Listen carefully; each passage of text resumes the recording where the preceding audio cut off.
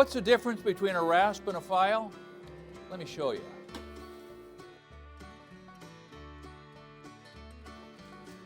A rasp removes soft material.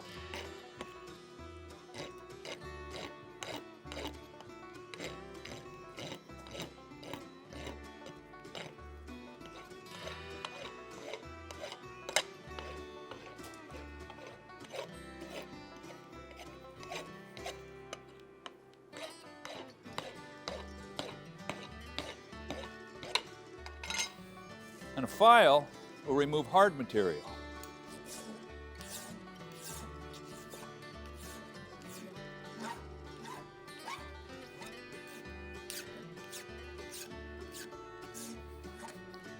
Let's talk about some of the characteristics of different rasps and different files.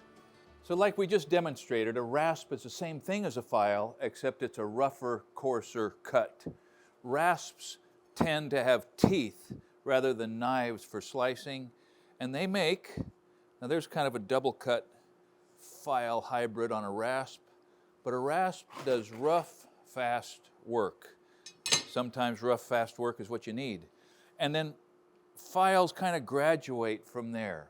Rasp, a bastard file, not only designates 8 to 10 inches long, but a fairly rough, kind of a coarse set of serrations that remove the material fairly quickly. So that is probably a bastard file grind.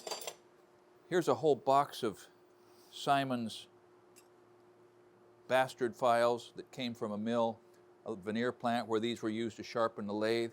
And as soon as they were the least bit loaded up, the millwrights just dropped them on the ground because they didn't want to slip. But there are double cut, like I said, which are 2 different sets of cuts at an angle to each other. Pretty aggressive. So here's a file that's different than most of the others. It says second cut, which means it is a finer set of serrations. It removes less material and leaves a finer face. And this is also wedge shape and profile. I'm sure it's a very specialty tool, and it's dirty. Let me see if my file brush will clean that up. Oh, look at that.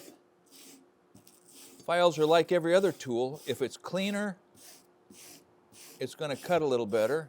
And so you get a file brush to clean the junk out of the teeth.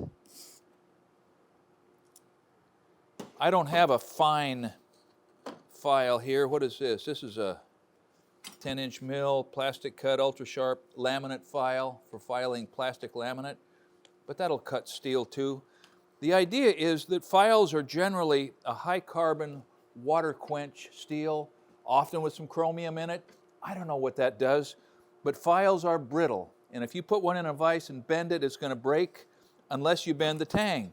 The tang is softened, so it'll take a little deflection in the work. If you're smart, you'll put some kind of a handle on there. I'm not that smart, so a lot of these don't have them.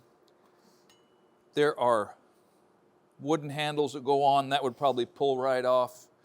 You can sometimes adjust a screwdriver handle or yank a handle off a screwdriver and jam it onto a file. Here's one of the things that happens when you have the presence of mind to use your file brush to clean out the serrations. It's much like when you're using a drill bit to drill through big beams and the flutes load up with the wood. There comes a time where you just can't jam your drill bit any further, and it's similar with a dirty file. If the serrations are already full of material, don't expect them to just dig right in on what you're working on. There are 2 primary characteristics of files that dictate where you use them: the shape and the coarseness. Maybe 3, and the size, right? I mean, a half round back, there's a half round or turtle back rasp. Here's a coarse file that's half round on that side, flat on that side. Here's a half round, double cut. So the shape of the file dictates where you use it. For instance, there's a chainsaw file. Now I have another smaller one here for that little Makita. That doesn't matter. Chainsaw files are uniquely qualified for sharpening chainsaws and very little else. Sometimes in knife work, You can use it to file a coil, as it's called, C-H-O-I-L, right in front of the ricasso, little half round. So the concept is you got to have enough files that you've got a shape for whatever you run into. Tri-cornered, three-cornered files get into places that nothing else will go. This one's big enough to do a little work. That one's small enough to get into a smaller space. I think I've got a little bitty one here. So there's another one that size. The people who know how to file handsaws know what those little files are for. Here is a file for sharpening a chisel bit pattern chain on a chainsaw. You see that? 1, 2, 3, 4, 5, 6. So this is technically 6-sided, but they're not even sides. You have 3 little sides and 3 bigger sides. Very specialty file. Full disclosure, in the 21st century, in a shop that has angle head grinders, die grinders, 2x72 grinders, files are not as critically important as they used to be. But there's still a time, particularly when I'm making swords, when you just have to file to the final fit up. I know that draw filing is a skill all its own, which I don't have, but I would like to learn it for getting swords nice and flat. So spend a little time. When you go into the hardware store, look for a set. Look for a set that would address, any of the things that you might run into. There's a thing here that I can't demonstrate, but maybe we can talk about. I think I brushed the evidence out of this, that you can take chalk, white or any other color chalk, and fill the cuts on your file before you start filing, and you won't tend to load up your cuts as much with the material you're taking off of the piece. It keeps your file a little cleaner, it cleans out a little easier. And then the last thing is a timber cutting pro tip that I learned from Raleigh Weekly. Raleigh and I went to school together. He was a prince of a man.